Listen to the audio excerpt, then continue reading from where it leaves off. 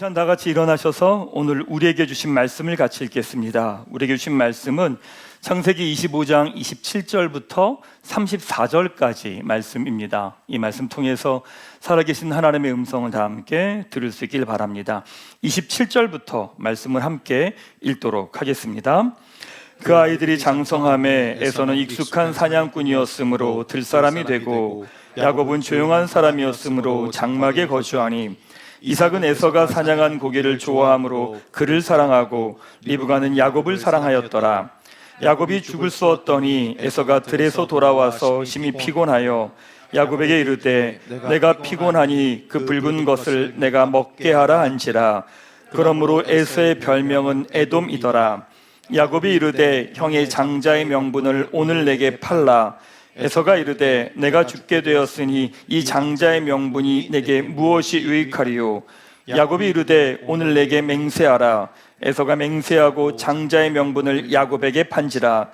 야곱이 떡과 팥죽을 에서에게 주매 에서가 먹으며 마시고 일어나 갔으니 에서가 장자의 명분을 가볍게 여김이었더라. 아멘. 네, 그 자리에 앉으시기 바랍니다.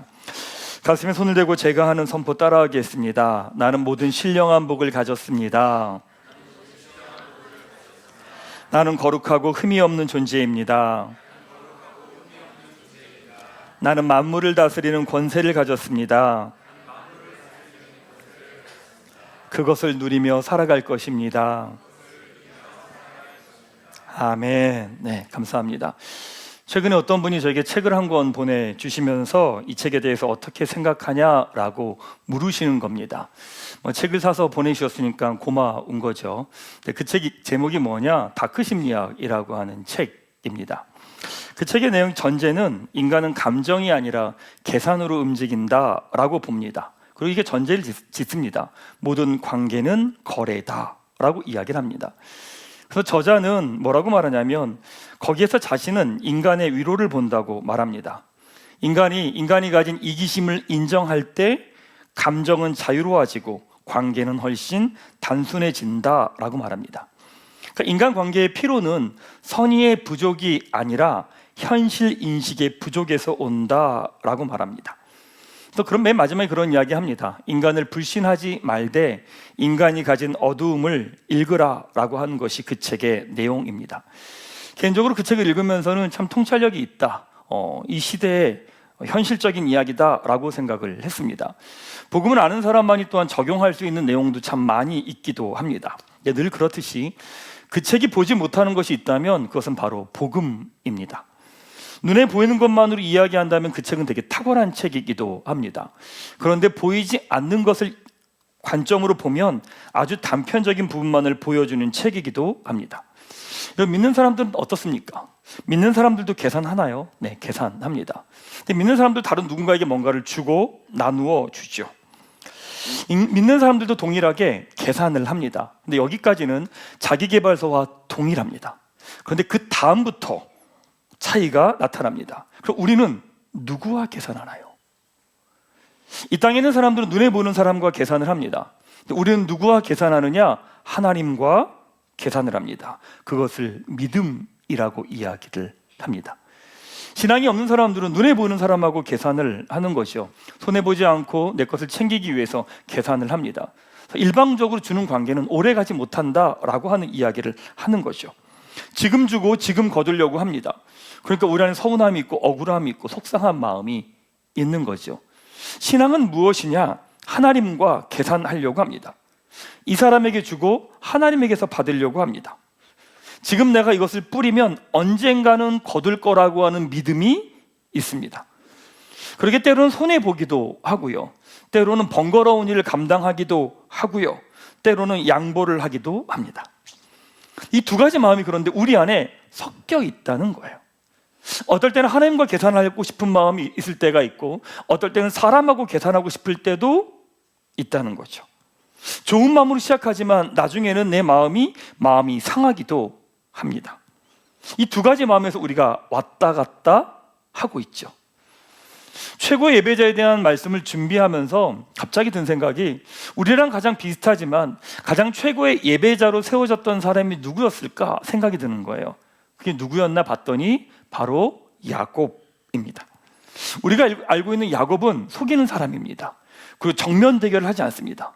자기는 약한 사람이고 부족한 사람이기 때문에 언제나 잔머리를 굴리면서 사람들을 상대합니다. 변칙을 쓰죠.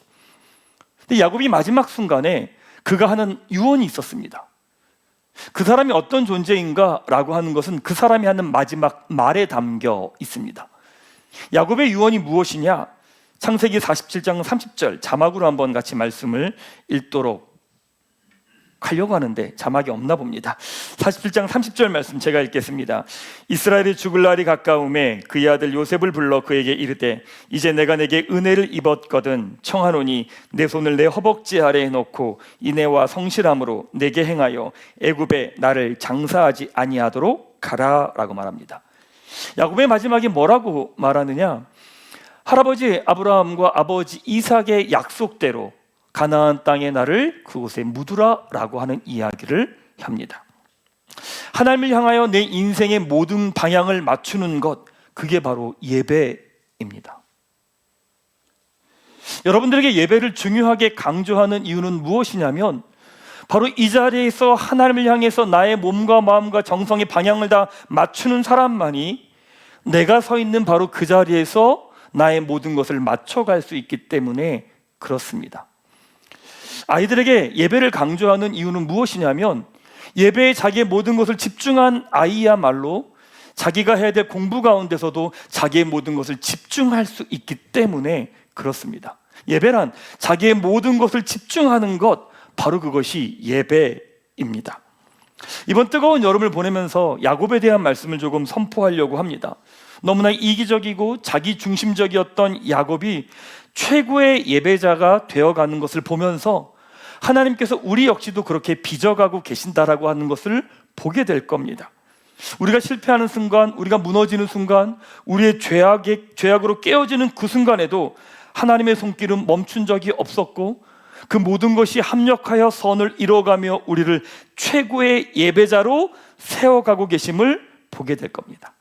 그래서 여러분 스스로에 대해서 기대하셔도 됩니다. 앞으로의 모습을 꿈꾸셔도 됩니다. 왜냐하면 성령께서 여러분들을 그렇게 세워가시고 이끌어 가실 것이기 때문입니다. 아멘. 자, 옆에 있는 사람에게 선포하십시다. 앞으로 당신은 더 멋져질 겁니다. 진심을 담아서 해주세요. 다시, 당신은 앞으로 더 멋져질 겁니다. 한 번 더, 당신 최고의 예배자가 될 겁니다. 아멘. 자, 오늘 본문 전에 보면 창세기 25장 19절에서 26절에 보면 에서와 야곱의 탄생의 말씀이 나옵니다. 그런데 에서와 야곱이 태어날 때부터 태중에서 서로 싸웠다라고 성경은 기록합니다. 그때 하나님이 두 자녀에 대해서 주신 말씀이 23절입니다. 여호와께서 그에게 이르시되 두 국민이 내 태중에 있구나. 두 민족이 내 복중에서부터 나누이리라. 이 족속이 저 족속보다 강하겠고 큰 자가 어린 자를 섬기리라 하셨더라. 태중에 쌍둥이가 있는데 큰 자가 작은 자를 섬기게 될 거다라고 이야기를 합니다. 형이 동생을 섬기게 될 거라는 거겠죠. 형이 에서고 동생이 야곱입니다. 형 에서가 동생 야곱을 섬기게 될 거다라고 말씀하셨습니다. 야곱은 하나님의 약속을 받은 사람입니다. 근데 놀랍게도 우리는 이 지점에서 자기 자신은 야곱이 아니라 에서라고 생각을 합니다. 그리고 그 말씀 밖으로 벗어납니다. 그러게 말씀이 들리지 않는 거죠.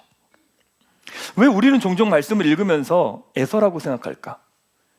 말씀을 읽으면서 우리는 언제나 하나님께서 그 사람에게 초점을 맞추지 않은 다른 곳에 우리의 관심을 둡니다. 그렇지, 하나님은 야곱을 택하셨지. 그렇지, 그럼 난 택하지 않으셨을 거야. 난 에서일지도 몰라. 이게 우리 안에 있는 마음이기도 합니다. 제가 신대원 시험을 볼 때 신대원 시험을 보러 갔는데 시험에서 떨어졌습니다. 떨어졌는데 너무 힘들어가지고 어느 그 PC방에 가서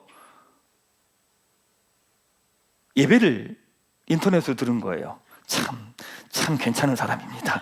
그 와중에도 설교 말씀을 듣고 있는 거예요. 근데 그때 말씀이 뭐였냐면 말라기 말씀이었습니다. 하나님이 에서는 미워하였고 야곱은 사랑하였다, 이제 이 말씀이었습니다. 근데 그 말씀을 들으면서 제가 뭐라고 하고 있는지 아십니까? 그래 난 에서야, 그래 난 에서야, 이러면서 그 말씀을 들었던 기억이 제 안에 있어요. 근데 우리도 그래요. 그 말씀을 보면서 자기를 에서라고 생각합니다. 왜 그럴까? 하나님은 우리를 뭐라고 말씀하시면 너는 야곱이라고 말씀하시는데 우린 에서라고 말합니다. 왜 그러냐면 우리를, 자기 자신을 세상의 관점으로 바라보고 있기 때문에 그런 거예요. 말씀 앞에서 자기를 보니까 믿음도 있어 보이지 않고 신앙도 괜찮아 보이지 않고 내가 하는 모습을 봤더니 나는 하나님이 택할 만한 사람이 아니다 라고 생각하는 거예요. 여러분, 야곱이 선택받은 이유가 있습니까? 아브라함이 선택받은 이유가 있습니까? 모세가 선택받은 이유가 있습니까? 어디에도 없습니다. 자, 그러면 하나님이 여러분을 선택하실 때 이유가 있습니까? 이유는 없습니다. 그냥 하나님이 택하신 겁니다. 나의 어떠함이 하나님의 사랑을 결정하지 않는다는 거예요. 얼마 전에 어떤 분이 저에게 그런 이야기 하시는 거예요. 목사님, 하나님이 저를 사랑하시죠? 물론이죠. 어떤 경우에도 저를 사랑하시죠? 물론이죠. 이렇게 묻는 거예요. 그러면 목사님, 제가 예배드리지 않고 봉사하지 않고 교회 생활하지 않아도 하나님 저를 사랑하시죠? 물론이죠. 근데 그분이 갑자기 말이 없어졌어요. 당황한 거죠. 다른 게 나올 줄 알았던 거예요. 사랑하십니다. 여러분이 어떠함과 관계없이 하나님 여러분들을 사랑하십니다. 그 다음에 제가 이렇게 말씀드렸습니다. 예배드리지 않고 교회 생활하지 않아도 우리를 향한 하나님의 사랑은 변하지 않습니다. 그런데 예배드리며 교회 생활을 할 때 하나님을 향한 우리의 사랑이 커집니다. 사랑하는 여러분, 잊지 마십시오. 우린 에서가 아니라 야곱입니다. 우리에게 주어진 상황과 현실이 어떠하든지 우리는 야곱입니다. 하나님의 택하심을 받은 사람이며 약속을 받은 사람들입니다. 바로 여기에서부터 말씀이 시작됩니다. 두 가지 말씀 같이 나누도록 하겠습니다. 첫 번째는 우리 안에 하나님을 향한 열망이 있습니다. 여러분, 우리 안에 하나님을 향한 열망이 있습니다. 27절에 보면 에서는 사냥꾼이고 야곱은 장막에 거주했다고 말합니다. 아버지 이삭은 에서가 사냥한 고기를 좋아하니까 에서를 사랑하고, 리브가는 야곱이 장막에 거하니까 야곱을 사랑합니다. 그때 한 가지 사건이 일어납니다. 에서가 사냥을 하고 나서 배가 고프니까 야곱에게 먹을 것을 달라고 이야기하죠. 그때 야곱이 이렇게 말합니다. 31절 말씀을 같이 한번 말씀을 읽도록 하겠습니다. 야곱이 이르되 형이 장자의 명분을 오늘 내게 팔라. 갑자기 야곱이 형에게 장자의 명분을 팔라고 이야기를 합니다. 근데 그 말에 에서는 내가 지금 죽게 생겼는데 그깟 장자권이 무슨 의미가 있어? 라고 말하면서 팝니다. 생각해보면 장자권은 그렇게 의미가 있지는 않습니다. 왜냐하면 장자의 권리가 지금 나에게 무엇인가를 주지는 않기 때문입니다. 장자의 권리가 의미가 있을 때는 아버지가 죽었을 때입니다. 근데 아버지는 살아계십니다. 근데 그 야곱은 그 장자권을 달라고 이야기하는 거죠. 여러분, 생각해보면 장자권보다 팥죽이 더 중요하지 않나요? 아니, 눈에 보이지 않고 당장 나에게 아무것도 주지 않는 장자권보단 지금 나의 먹거리 하나가 더 중요한 거 아닙니까? 에서는 보이지 않는 장자권보다 눈에 보이는 떡과 팥죽을 택합니다. 현실을 택합니다. 히브리서 12장 16절에 장자의 명분을 판 에서를 뭐라고 말하느냐? 망령되었다라고 이야기를 합니다. 망령되었다는 말은 무슨 말이냐면 가치를 우습게 여겼다는 이야기입니다. 배가 고픈 자신에게 장자권은 나에게 의미가 없거든요. 나에게 이익이 되지 않습니다. 그런데 야곱은 그 장자권에 대한 열망함이 있습니다. 보이지 않습니다. 당장 주어진 건 아무것도 없습니다. 그런데 하나님이 주시는 축복과 하나님이 주신 영광에 대한 목마름과 갈망이 있는 거죠. 성경은 그것을 믿음이라고 이야기합니다. 맞아요, 여러분. 우리 모두에게도요, 하나님을 향한 열망과 갈망함이 다 있습니다. 아니요, 목사님, 전 없어요. 저는요, 그냥 저만 잘 살면 되고요, 우리 가족만 잘 되면 되고요, 우리 가족 아무 문제 없으면 되고요, 저는 하나님에 대한 마음, 그런 마음 없어요. 아니요, 우리는 하나님의 형상대로 지금 받았습니다. 그러게 우리 안에 그러한 열망들이 있습니다. 물론 그 열망들이 드러날 땐 어떻게 드러나냐? 이 땅에 있는 열망으로 표출되기도 합니다. 성공하고 싶어하는 마음들, 돈에 대한 열망들, 성에 대한 열망들, 승진하고 싶어하는 열망들, 잘 되기를 원하는 열망들, 공부하면서 1등하면서 어느 자리까지 올라가고 싶어하는 열망들, 그런 것들로 표출되기도 합니다. 근데 그 모든 것들의 근본적인 열망은 무엇이냐? 하나님을 향한 열망입니다. 하나님의 영광에 대한 갈망함입니다. 목사님, 그럼 어떻게 나에게 그런 열망과 갈망함이 있다는 걸 어떻게 압니까? 여러분, 내가 잘 되고요, 우리 가족이 잘 되고요, 우리가 원하는 모든 일들이 성취를 했어요. 근데 놀랍게도 행복하지 않습니다.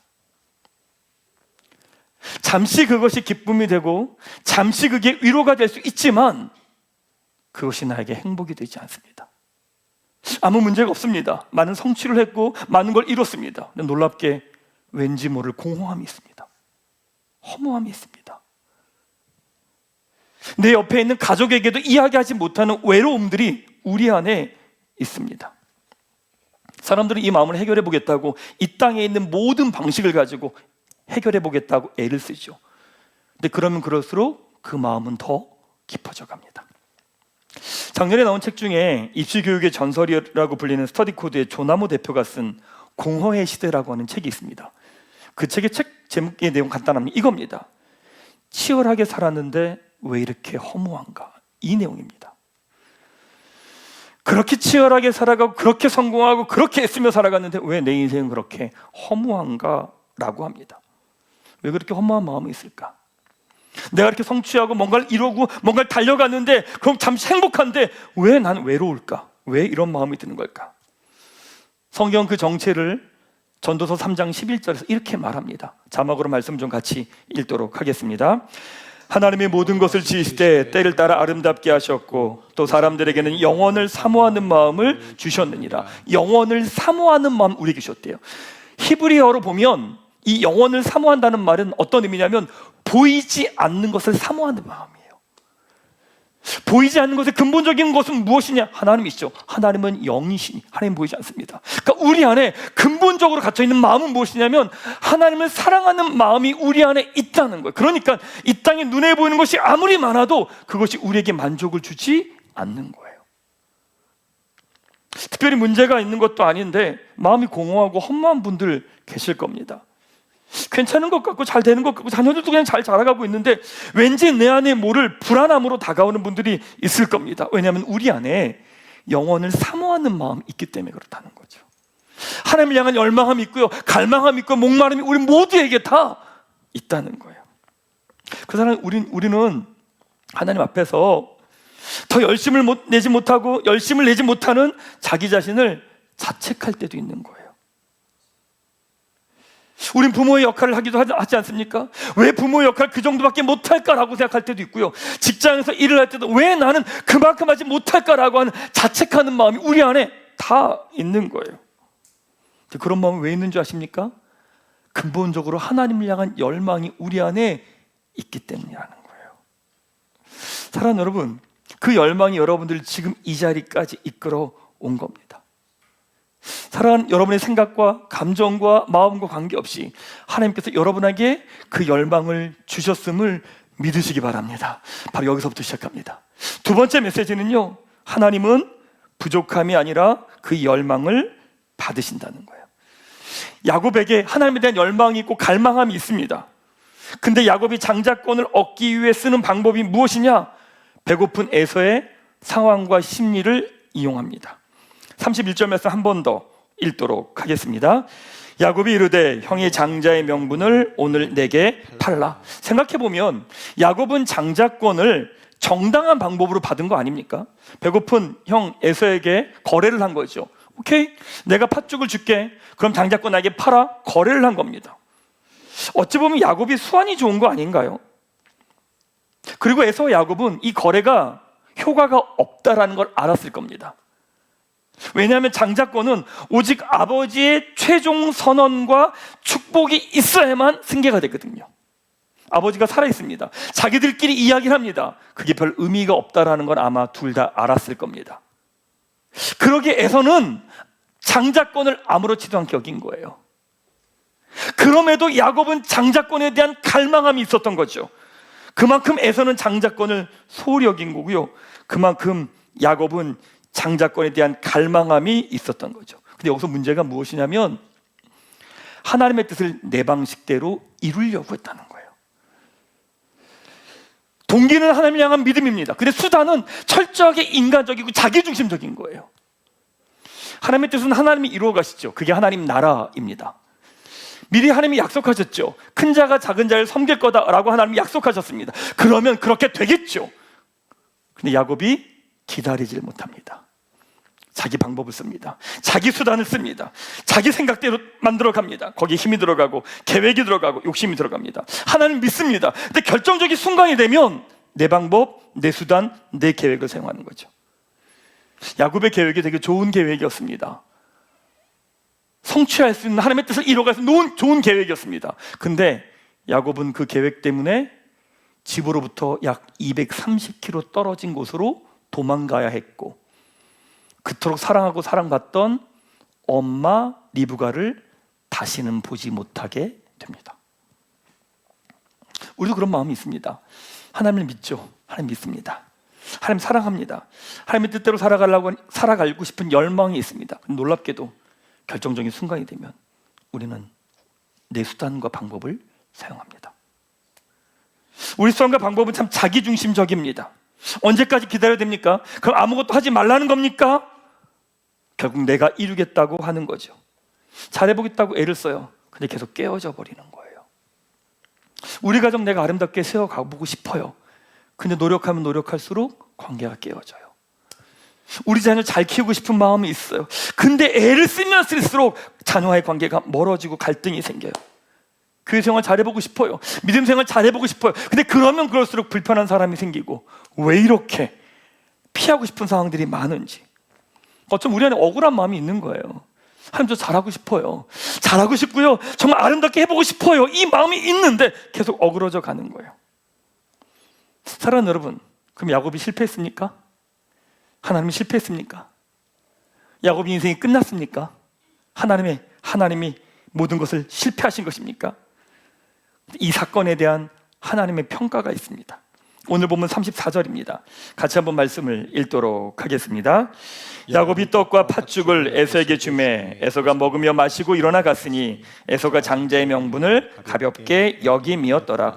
에서가 장자의 명분을 가볍게 여겼다라고 말합니다. 가볍게 여겼다라고 하는 히브리어는요, 비웃었다는 뜻입니다. 그러니까 에서는 어떤 생각이 있었던 거냐면, 장자권 없어도 돼, 내 힘으로 사는데 문제 없어, 이거였던 거예요. 그러니까 하나님의 축복, 하나님의 은혜 필요 없어, 이거였던 거죠. 근데 놀랍게도 야곱에 대한 평가는 없습니다. 그 말은 하나님을 향한 열망을 가지고 그가 했던 수단과 방법의 그 모습을 하나님이 받아 주셨다는 거예요. 하나님은요, 야곱의 서투르고 인간적인 수단과 방법을 보신 것이 아니라 야곱이 갖고 있는 하나님에 대한 목마름과 열망과 갈망을 보신 거라고요. 하나님, 저는 팥죽으로 만족 못합니다. 하나님의 은혜 주시지 않고는, 하나님의 복 없이는 내가 한순간도 살아갈 수 없습니다 라고 하는 그 열망과 그 마음, 하나님의 그 마음을 받으셨다는 거예요.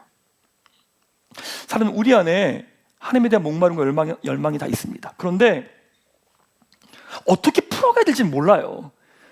하나님의 마음이 있는데 어떻게 풀어가야 될지 모르니까 어떻게 나타나느냐? 결국 내 생각, 내 방법, 내 수단들이 드러나는 거죠. 그건 당연한 겁니다. 그래서 실패합니다. 깨집니다. 그래서 광야로 쫓겨가기도 합니다. 근데 놀랍게도 하나님은 우리의 실수와 실패를 보시는 것이 아니라 하나님을 향한 그 목마름과 열망과 갈망과 그 마음을 보고 받으신다는 거예요. 최근에 가정학교가 진행되고 있습니다. 남편들 마음 안에 그런 마음이 있거든요. 멋진 가정을 이루어가고 싶다. 멋진 가장이 되고 싶다. 멋진 남편과 멋진 아빠, 부모가 되고 싶다. 이 마음들이 있거든요. 근데 그 마음이 있는데 그 마음이 드러날 때 그 마음보다 앞서서 분노가 나고 짜증을 내고 있고 화를 내고 있는 모습들이, 죄된 습관들이 드러나요. 그게 낙심되는 거죠. 제사장입니다 라고 하는 것들을 공부하면서 가정예배를 인도하십시오라고 하는 숙제를 드렸습니다. 한 가장이 오케이, 가정예배 드리자, 그래 한번 해보자 라고 갔어요. 자, 가정예배 드리자 라고 말을 했는데 아무도 말을 안 듣는 거죠. 애들은 사방팔방 뛰어다니기 시작을 합니다. 아빠가 침착하게 와라, 예배드리자. 애들은 응! 그럼 막 돌아다니는 거예요. 그러니까 아빠가 참다가 오라갔자! 라고 소리 버럭 지는 거예요. 애들이 놀라가지고 와서 앉은 거죠. 그리고 그 가정예배는 장례식 분위기로 가정예배를 이렇게 드렸습니다. 그러고 난 다음에 이제 그 가장은 자책하는 거예요. 예배는 드렸는데 자책하는 거예요. 내가 그렇지 뭐, 내가 하는 게 뭐, 난 왜 이러냐 도대체, 왜 내 마음은 도대체 왜 이러냐, 난 왜 맨날 이런 식이냐 라고 자책을 하는 거예요. 그리고 결단을 합니다. 다시는 가정 예배를 드리지 않겠노라. 사랑하는 여러분, 우리 안에 하나님 향할 열망들이, 갈망들이 다 있습니다. 근데 우리가 그 열망들이 드러날 때 우린 실수합니다. 실패합니다.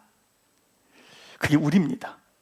근데 너무 고맙게 하나님께서 우리의 실패와 실수를 보는 게 아니라 그 마음을, 열망을 보신다는 거예요. 그것을 기뻐 받으신다는 거예요. 사랑하는 여러분, 그래서 실패하는 거, 실수하는 거 두려워하지 마세요. 괜찮아요. 돌아보면 우린 그래요. 올 한해 우리 교회 목표가 믿음의 돌파하잖아요. 한 해 여러분에게 마음을 다 주셨어요. 열망들 주셨어요. 근데 어떠냐면 하다가 실패했어. 그리고 어떠냐면 안 해 이씨, 때려쳐. 그리고 멈춰버려요. 가정에 좋은 마음이 있어요. 아내와 아이들에게, 남편에게 좋게 해주려고 가요. 근데 하다가 짜증을 한번 내요. 근데 뭐 다시는 안 해! 라고 때려쳐버리는 거예요.